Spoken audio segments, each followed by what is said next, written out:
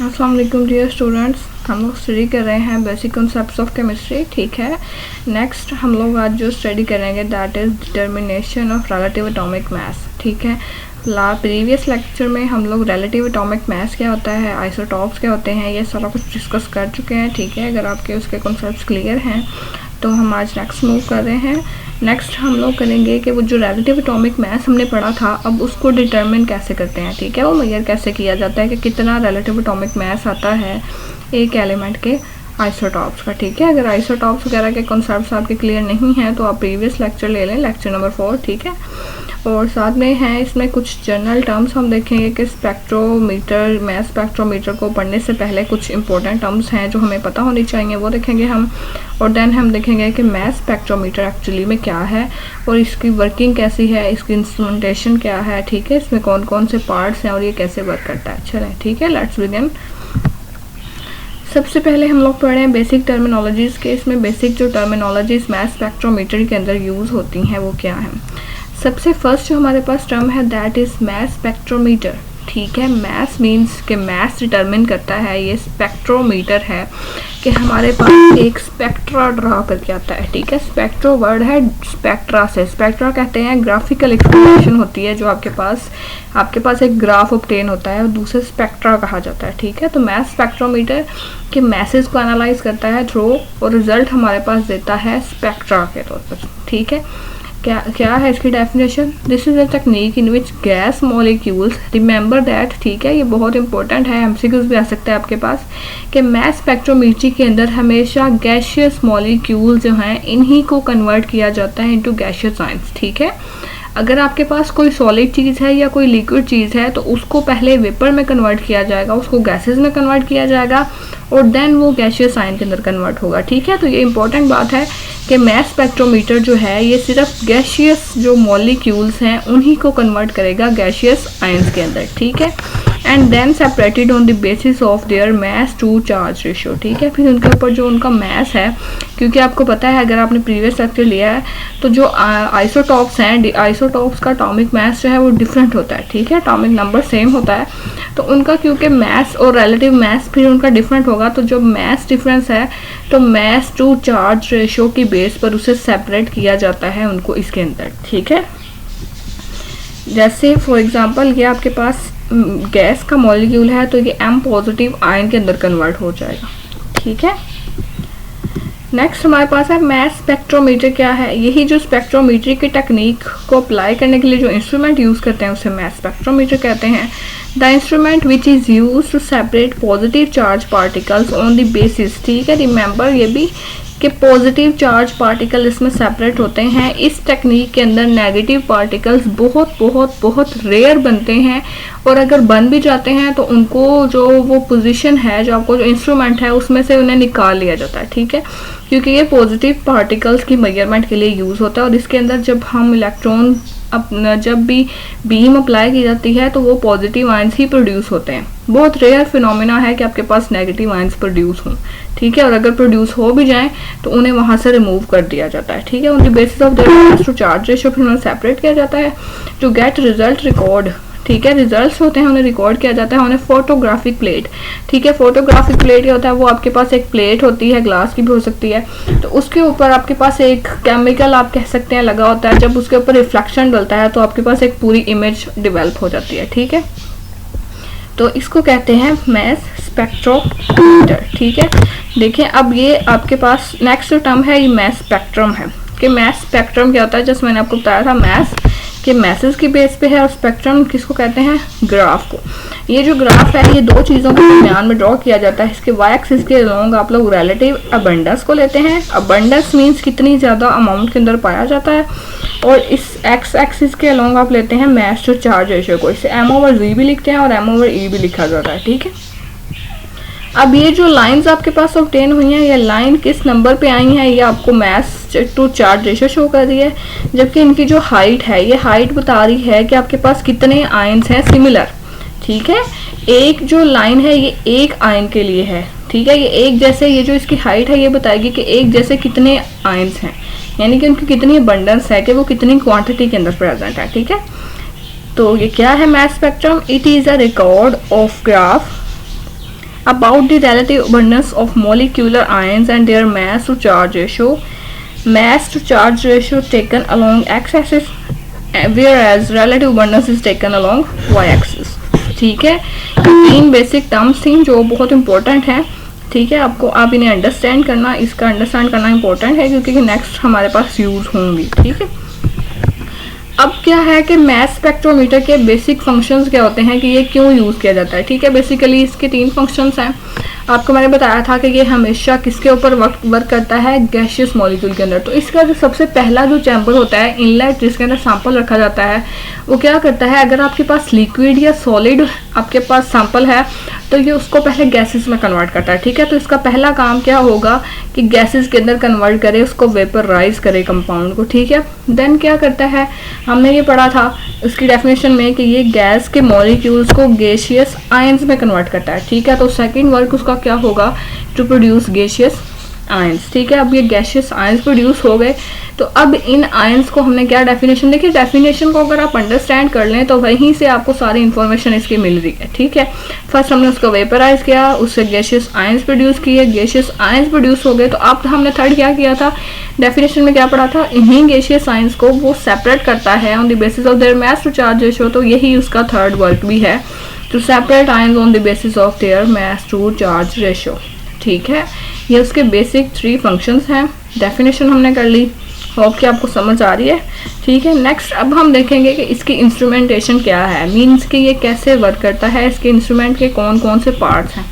देखें, उससे पहले आप एक चीज़ देख लें कि मैस स्पेक्ट्रोमीटर की टाइप्स कितनी हैं. इसकी दो बेसिकली टाइप्स थी. ठीक है, Aston mass spectrometer and Dempster mass spectrometer. ये जो ऑस्टन मैस स्पेक्ट्रोमीटर है, ये एटम्स जो हैं ये उनको सिर्फ सेपरेट करता है आइसोटॉप्स को on the basis of their atomic masses. ठीक है, ये आइसोटॉप्स को सेपरेट करता है on the basis of their atomic messes.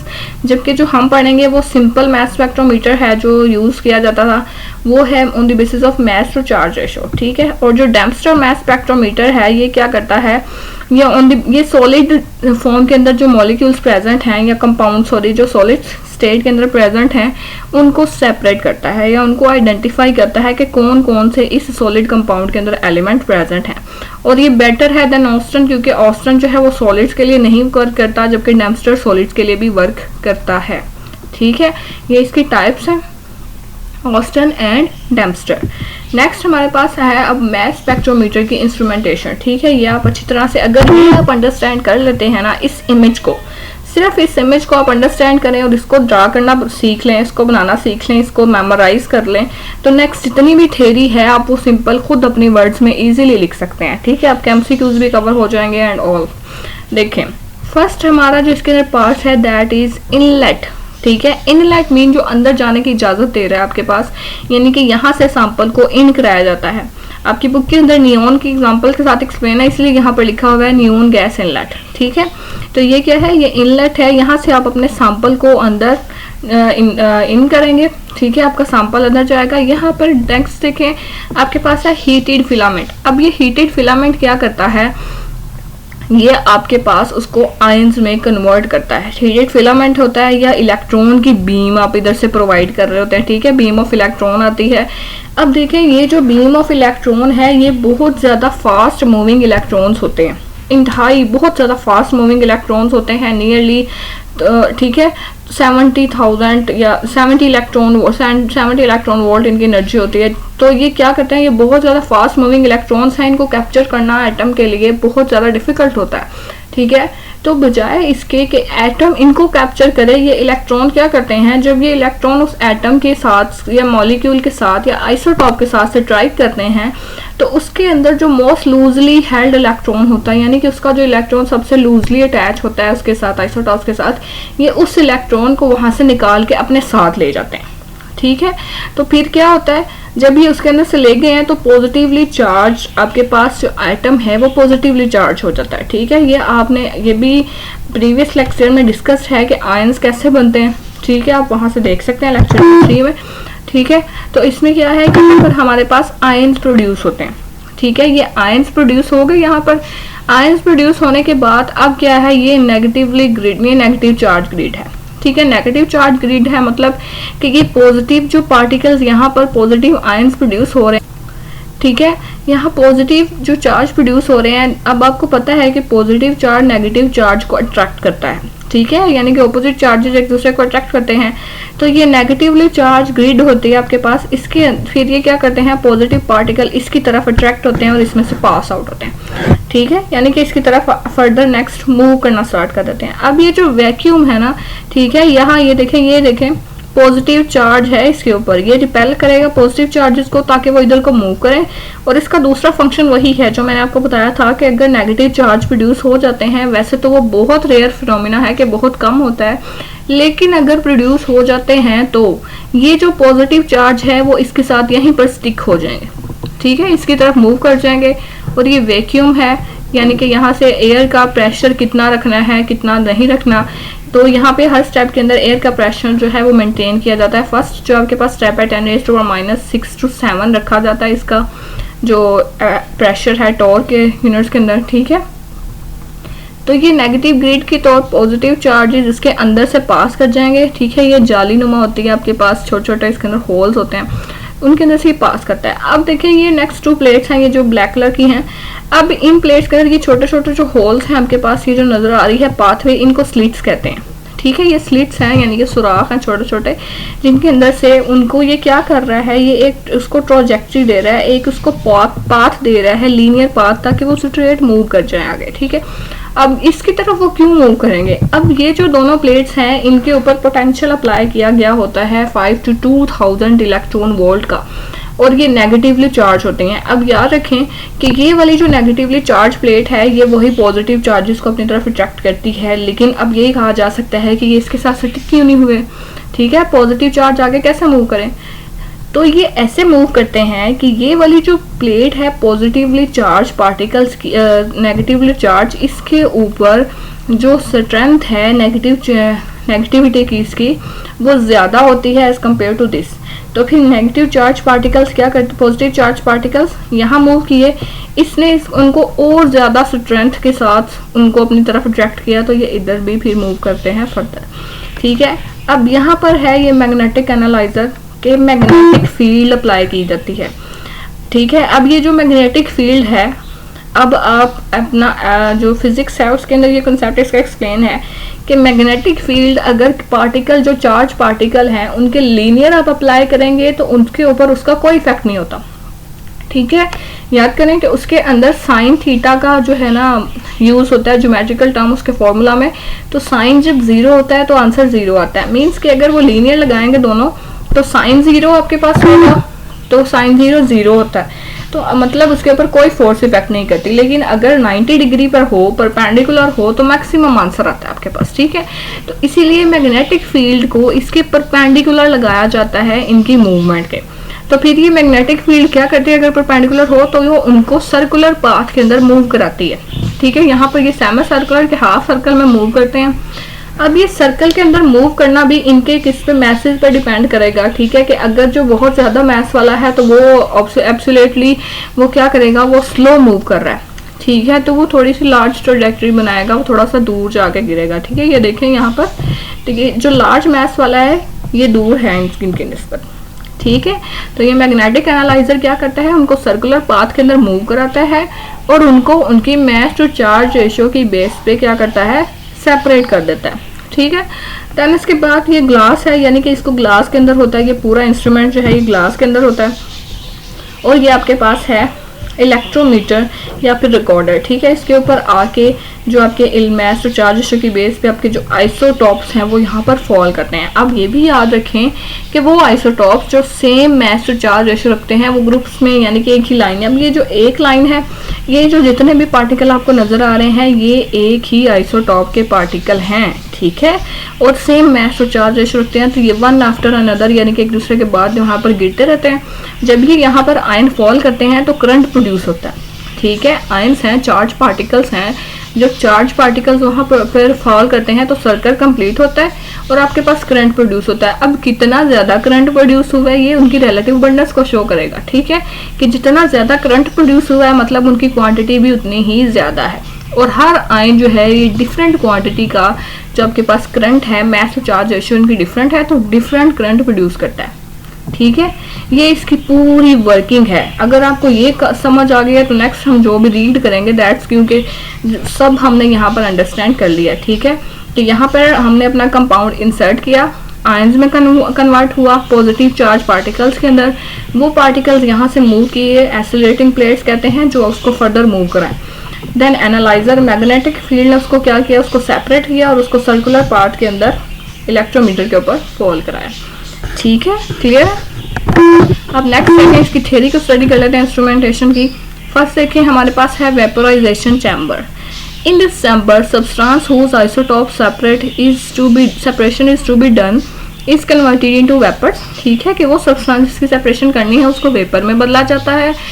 And pressure of this chamber is kept 10 raised to the power -6 to 10 raised to the power -7। Then these vapor move towards ionization chamber। ठीक है, फिर ionization chamber के अंदर क्या होता है, in this chamber vapor of substance are converted in ions by bombardment of fast moving electrons as following। ठीक है, ये देखेंगे इलेक्ट्रॉन इसके साथ स्ट्राइक करेगा, इसका भी एक इलेक्ट्रॉन लेके दो इलेक्ट्रॉन्स निकल जाएंगे और आपके पास एक आयन प्रोड्यूस हो गया है पॉजिटिवली चार्ज। ठीक है, ions of isotopes of same element would have different masses, therefore different mass to charge ratio. ठीक है, कि जो आइसोटॉप्स को मैंने आपको बताया था कि उनके मैसेज डिफरेंट होते हैं, तो मैस टू चार्ज रेशियो मिलकर डिफरेंट होगी। अब इलेक्ट्रिक फील्ड या एक्सेलरेटिंग प्लेट्स क्या है, after the formation of ions an electric field of 600 to 2000 volt is applied due to which ions move forward और एक्सेलरेटेड। ठीक है, मैग्नेटिक फील्ड है। Then after acceleration ions are move toward magnetic field. Magnetic field is applied perpendicular to the path of ions which makes the ions to move semicircular path। ठीक है, lighter ions move करेंगे faster where heavier ions move slowly and makes large radial path। ठीक है, जो heavier ion है वो slow move करते हैं और दूर जाके गिरते हैं, यानी कि radial path मतलब कि वो अगर radial path है मतलब वो यूं जाएंगे, बड़ा सर्कल हो तो वो दूर जाके गिरते हैं। ठीक है, this field separates ions on the basis of their mass to charge value and the ions of same mass to charge move in groups and fall on electrometer one after another। ठीक है, electrometer क्या होता है, वही जिसके ऊपर हमारे पास record होता है। अब मैथमेटिकल एक्सप्लेनेशन के इसके अंदर हमारे पास एक फॉर्मूला आता है कि m/e h/r²e। आप हायर क्लासेस के अंदर इसके डेरिवेशन भी पढ़ेंगे कि ये किस तरह से ड्राइव हुआ है। ठीक है, तो ये है कि आपके पास मैग्नेटिक फील्ड स्ट्रेंथ है, इलेक्ट्रिक फील्ड स्ट्रेंथ है, ये आपके पास रेडियस है, उनकी वो जो रेडियल पाथ है जिसे वो फॉल करते हैं, और मैस टू चार्ज रेशियो है। अब देखिए ये जो मैस टू चार्ज रेशियो है ये हर आइसोटॉप के लिए कांस्टेंट होती है, ये बदलती नहीं है। ठीक है, अगर आप मैग्नेटिक फील्ड इसको आप इंक्रीज करते हैं तो मैग्नेटिक फील्ड जब इंक्रीज करेंगे तो क्या होगा, आपके पास इसका आंसर बढ़ जाएगा। तो इसको मेंटेन करने के लिए क्या होगा, रेडियस जो है ये डिक्रीज कर जाएगा। ठीक है, और कम होगा ताकि ये बैलेंस हो और आपके पास m/e जो है वो कांस्टेंट रहे। इसी तरह अगर आप इसको इलेक्ट्रिक फील्ड को इन्हांस करते हैं तो इलेक्ट्रिक फील्ड देखिए अब जो नीचे वाला डिनोमिनेटर है उसकी वैल्यू बढ़ रही है तो आंसर क्या होगा, कम होगा।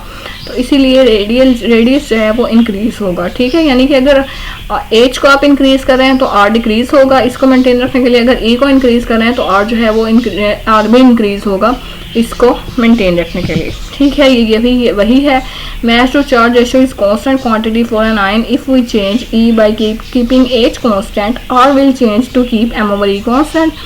So when E increases, R increases and ions of different mass to charge value will fall at different particle places। If H increases by keeping E constant, then R decreases to keep m/e constant and ions will fall at particular places। ठीक है, so by changing either E or H, ions position on electrometer slit will be recorded। ठीक है, ये different particular place के ऊपर fall करेंगे और फिर ये हमारे पास रिकॉर्ड हो जाएगी। अब ये करंट स्ट्रेंथ और पीक जो है इसको आप देखें अगर कि अब ये मैंने आपको उसको अंडरस्टैंड करते वक्त भी बताया था कि जितने ज़्यादा उनकी अमाउंट होगी आयंस की करंट उतना ज़्यादा प्रोड्यूस होगा और आपके पास पीक की हाइट और अबंडेंस उतनी ही ज़्यादा आएगी। ठीक है, as a number of particular mass to charge increases, current strength increases and peak height increases as abundance is being increased. Okay, then अगर अब ये है कि इसके अंदर लास्ट में क्या किया जाता है, जो रिजल्ट ऑब्टेन होते हैं उनको कार्बन 12 के साथ यही सारा जो फिनोमेना है उसको रिपीट किया जाता है कार्बन 12 के साथ। जब वह फिनोमिना कार्बन 12 के साथ हम उसको कंपेयर करते हैं दोनों की करंट स्ट्रेंथ्स को, तो फिर एंड पे same experiment is performed with carbon 12 and results या करंट स्ट्रेंथ जो हमारे पास आई है उसे कंपेयर किया जाता है with mass exact mass number of isotope, फिर हमारे पास मेजर होता है। कार्बन 12 के आंसर्स को, रिजल्ट्स को जो हमारे कंपाउंड के आंसर्स हैं उनके साथ कंपेयर किया जाता है और देन हमारे पास एग्जैक्ट मैस है उनको मेजर किया जाता है। ठीक है, अब मॉडर्न जो स्पेक्ट्रोग्राफ है उसके अंदर ये है कि आपके पास ऑटोमेटिकली एक ग्राफ डेवलप होकर ऑब्टेन हो जाता है। ठीक है, modern instrument is use in which each ion strike to the detector, ionic current produce is amplified. ठीक है, मीन्स कि जो आपके पास आयनिक करंट प्रोड्यूस हुआ है उसको इन्हांस किया जाता है, उसको ज़्यादा किया जाता है। मीन अगर एक्चुअल में आपके पास आयनिक करंट की 1 अमाउंट आप कह लें कि प्रोड्यूस हुई है, 1 एम्पेयर प्रोड्यूस हुआ है, तो जब उसको एम्पलीफाई किया जाएगा तो उस 1 को 10 काउंट करके वो 10 तक इंक्रीज कर देगा, एक सिग्नल के 10 सिग्नल बना देगा। ठीक है, and fed to the recorder which makes a graph showing relative abundance. ठीक है, फिर ग्राफ आता है जिसके अंदर आपके पास अबंडेंस शो होती है। Analysis of isotopes of neon, अब देखें नियॉन के जो आइसोटॉप्स की एनालिसिस की जाती है तो ये ग्राफ हमारे पास ऑब्टेन हुआ है। ठीक है, इस ग्राफ से हमें पता चलता है कि इसके 1, 2 और 3 पीक्स हैं, मतलब 3 तरह के आइसोटॉप्स हैं उसके। ये अब देखें जो हाइट है ये रिलेटिव अबंडेंस को बता रही है कि कितनी परसेंट एक उसका जो आइसोटॉप है वो एग्जिस्ट करता है। नियॉन 20 90% है, नियॉन 21 0.2% है, नियॉन 22 8.8%। ठीक है, अब टेक्निक्स, अब देखें आइसोटॉप्स तो बन गए, वो आपके पास फॉल भी हो गया, आपने पता भी लगा लिया कि ये इस तरह का है। अब ये कुछ टेक्निक्स के नेम हैं जो आपको पता होने चाहिए कि आइसोटॉप की सेपरेशन के लिए यूज़ होती हैं। First one is gaseous diffusion, के गैसेस जो है वो डिफ्यूज करती हैं। इसके अंदर थर्मल डिफ्यूजन है, हीट ही बेसिस पे डिफ्यूजन होती है। डिस्टिलेशन है, ठीक है। अल्ट्रा सेंट्रीफ्यूगेशन है, मीन बहुत ज़्यादा हाई स्पीड में रोटेट किया जाता है तो हैवी पार्टिकल सेंटर में इकट्ठे हो जाते हैं। जैसे आप कह लें कि आप वॉशिंग मशीन को जब चलाते हैं तो उसके अंदर फॉर्म जो है वो सेंटर में इकट्ठा होता है, यानी कि हैवी पार्टिकल्स मैसेज की बेस में भी सेपरेशन होती है। ठीक है, इलेक्ट्रोमैग्नेट को यूज़ करके एंड लेज़र सेपरेशन। ठीक है, ये कुछ टेक्निक्स हैं जिसके साथ आप क्या करते हैं, आइसोटॉप्स को सेपरेट कर सकते हैं। तो ये थी आज का हमारा टॉपिक, हमने मास स्पेक्ट्रोमीटर को अंडरस्टैंड किया है। होपफुली आपको ये क्लियर हुआ होगा। फिर भी अगर आपका कोई क्वेश्चन है तो आप पूछें। ठीक है, इसको अच्छी तरह से अंडरस्टैंड करें, इट्स वेरी इंपॉर्टेंट टॉपिक। और इसके अंदर MCQs और शॉर्ट क्वेश्चंस और इवन लॉन्ग क्वेश्चन के तौर पर भी आता है। ठीक है, टेक केयर, अल्लाह हाफिज़।